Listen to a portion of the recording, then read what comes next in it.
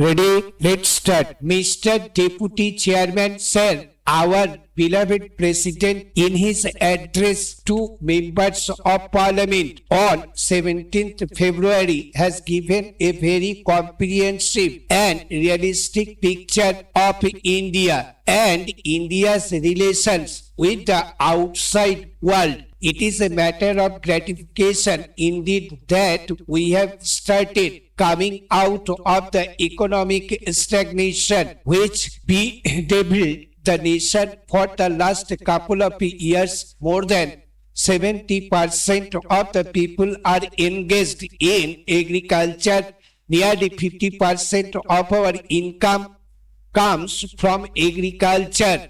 That being so, it is but natural that we have to concentrate on agriculture and make conscious efforts to increase our output. Our agricultural production has more than doubled in the last 2 decades from a total production of 50 million tons when we achieved independence. Food grains production has gone up to 1,000 million tons in spite of many scientific and technological developments. Agriculture still has to depend to a large extent on the monsoons. No scientific method has yet been evolved to control rains, but efforts at rain making should continue.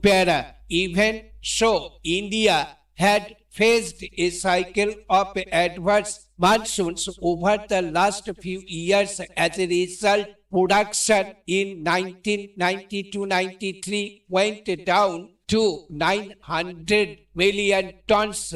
There was unprecedented and widespread drought conditions throughout the major part of India. In the face of these adverse conditions, we have braved the difficulties with courage and fortitude. During 1993-94, the total rice production stood at around 300 million tons. This is not an insignificant achievement. Other cash crops like jute, cotton, and sugarcane had also shown significant improvement. India is likely to have a total jute crop of 150 lakh tons.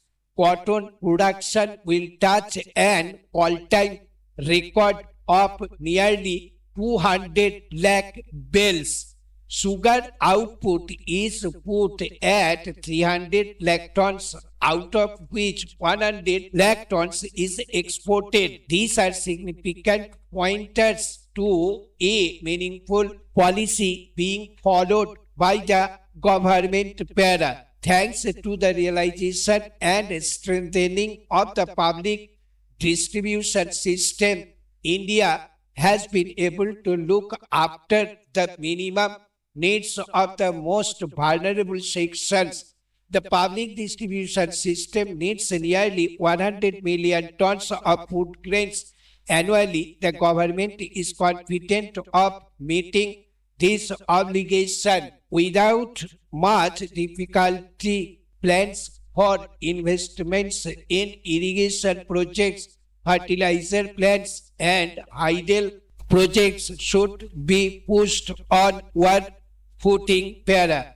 Many irrigation projects are pending clearance from the center because of river water disputes that are existing between the states. Recently, a silver lining was seen in the sky with the 3 chief ministers of Karnataka, Tamil Nadu, and Kerala agreeing in principle to constitute Kaveri River Valley Authority to settle the allocation of water for each state. Unfortunately, it has not borne fruit. I would again urge the ministers for agriculture and irrigation to request the chief ministers again to sit at the table and agreed to constitute the Kaveri River Valley Authority so that these disputes can be solved once and for all. There are similar river water disputes in other areas, for example, with regard to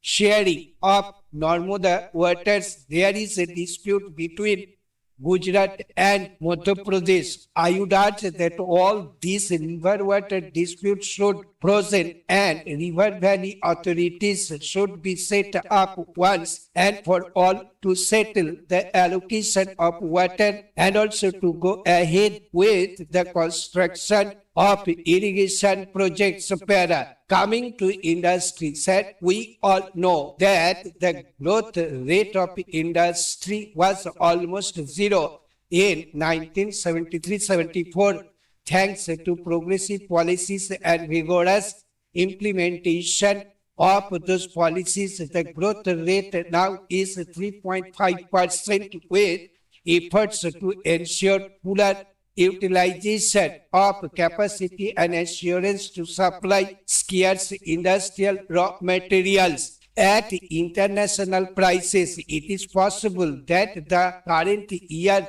may turn out a better picture for industry. The kingpin of industrial growth lies in coal, steel and power. Coal production, which was 80 million tons last year, has improved to 90 million tons by now. There is no longer any shortage of steel. Thermal power has gone up by 40% and hydel power in DVC, as has already been stated by the president, has gone up by 34%. There is still power shortage in many states of India, particularly in Tamil Nadu and to some extent in Karnataka, Haryana and Punjab. So the power project should be given top priority, and the power project of Kalindi, for which the foundation was led by our beloved Prime Minister, should be taken up with speed and completed as early as possible. Mr. Deputy Chairman said, you are aware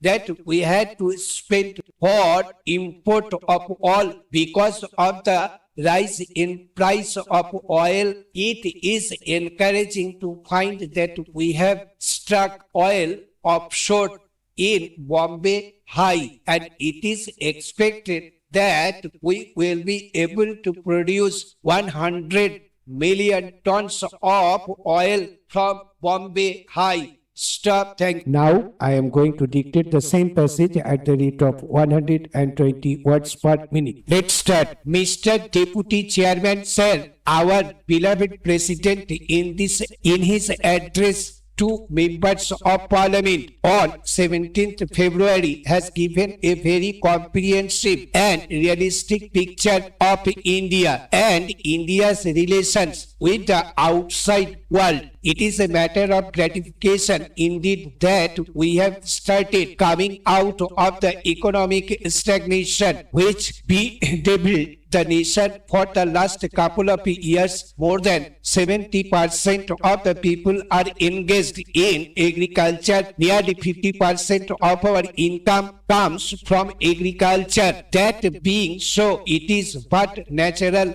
that we have to concentrate on agriculture and make conscious efforts to increase our output. Our agricultural production has more than doubled in the last 2 decades from a total production of 50 million tons when we achieved independence. Food grains production has gone up to 1,000 million tons in spite of many scientific and technological developments. Agriculture still has to depend to a large extent on the monsoons. No scientific method has yet been evolved to control rains, but efforts at rain making should continue. Even so, India had faced a cycle of adverse monsoons over the last few years. As a result, production in 1990-93 went down to 900 million tons. There was unprecedented and widespread drought conditions throughout the major part of India. In the face of these adverse conditions, we have braved the difficulties with courage and fortitude. During 1993-94, the total rice production stood at around 300 million tons. This is not an insignificant achievement. Other cash crops like jute, cotton, and sugarcane had also shown significant improvement. India is likely to have a total jute crop of 150 lakh tons. Cotton production will touch an all-time record of nearly 200 lakh bales. Sugar output is put at 300 lakh tons, out of which 100 lakh tons is exported. These are significant pointers to a meaningful policy being followed by the government. Thanks to the realization and strengthening of the public distribution system, India has been able to look after the minimum needs of the most vulnerable sections. The public distribution system needs nearly 100 million tons of food grains annually. The government is confident of meeting this obligation without much difficulty. Plans for investments in irrigation projects, fertilizer plants, and hydel projects should be pushed on one footing. Many irrigation projects are pending clearance from the center because of river water disputes that are existing between the states. Recently, a silver lining was seen in the sky with the three chief ministers of Karnataka, Tamil Nadu, and Kerala agreeing in principle to constitute Kaveri River Valley Authority to settle the allocation of water for each state. Unfortunately, it has not borne fruit. I would again urge the ministers for agriculture and irrigation to request the chief ministers again to sit at the table and agree to constitute the Kaveri River Valley Authority so that these disputes can be solved once and for all. There are similar river water disputes in other areas. For example, with regard to sharing of Narmada waters, there is a dispute between Gujarat and Madhya Pradesh. I would urge that all these river water disputes should proceed and river valley authorities should be set up once and for all to settle the allocation of water and also to go ahead with the construction of irrigation projects. Coming to industry, sir, we all know that the growth rate of industry was almost zero in 1973-74 thanks to progressive policies and vigorous implementation of those policies. The growth rate now is 3.5% with efforts to ensure fuller utilization of capacity and assurance to supply scarce industrial raw materials at international prices. It is possible that the current year may turn out a better picture for industry. The kingpin of industrial growth lies in coal, steel, and power. Coal production, which was 80 million tons last year, has improved to 90 million tons by now. There is no longer any shortage of steel. Thermal power has gone up by 40% and hydel power in DBC has already been stated by the president, has gone up by 34%. There is still power shortage in many states of India, particularly in Tamil Nadu and to some extent in Karnataka, Haryana, and Punjab. So the power project should be given top priority. And the power project of Kalindi, for which the foundation was laid by our beloved Prime Minister, should be taken up with speed and completed as early as possible. Mr. Deputy Chairman, said, you are aware that we had to spend for import of oil because of the rise in price of oil. It is encouraging to find that we have struck oil offshore in Bombay high, and it is expected that we will be able to produce 100 million tons of oil from Bombay high. Stop. Thank